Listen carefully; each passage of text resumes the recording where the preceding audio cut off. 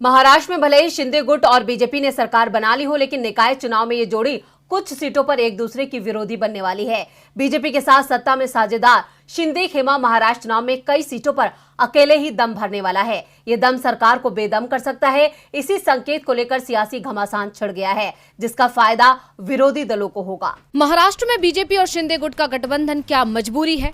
क्या शिंदे गुट नहीं रखना चाहता बीजेपी संग दोस्ती? क्या जल्द टूटेगा ये साथ?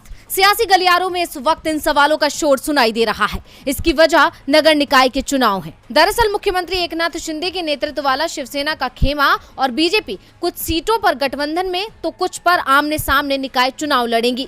उप मुख्यमंत्री देवेंद्र फडणवीस ने कहा कि बीजेपी और शिवसेना का शिंदे गुट कुछ निकाय चुनाव अलग अलग लड़ेंगे, जबकि अन्य निकाय चुनावों में गठबंधन होगा। उन्होंने कहा कि राज्य निर्वाचन आयोग ने चुनाव की तारीखों की घोषणा की थी, लेकिन उसे अदालत में चुनौती दे दी गई, इसलिए हमें अदालत के फैसले का इंतजार करना होगा। फडणवीस ने ये बयान देकर सरकार में दरार के संकेत दे दिए हैं, क्योंकि पहले शिंदे ने साफ कहा था कि वो बीजेपी के साथ मिलकर ही निकाय चुनाव लड़ेंगे। मूल शिवसेना ही बीजेपी के साथ मिलकर मुंबई समेत कई महानगर पालिकाओं में चुनाव लड़ेगी, वो जीतेंगे भी।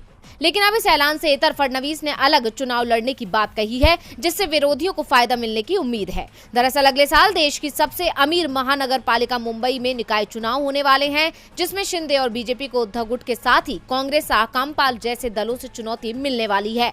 अलग चुनाव लड़ने पर दोनों दल कमजोर होंगे, जिससे विपक्ष को ताकत मिलनी तय है।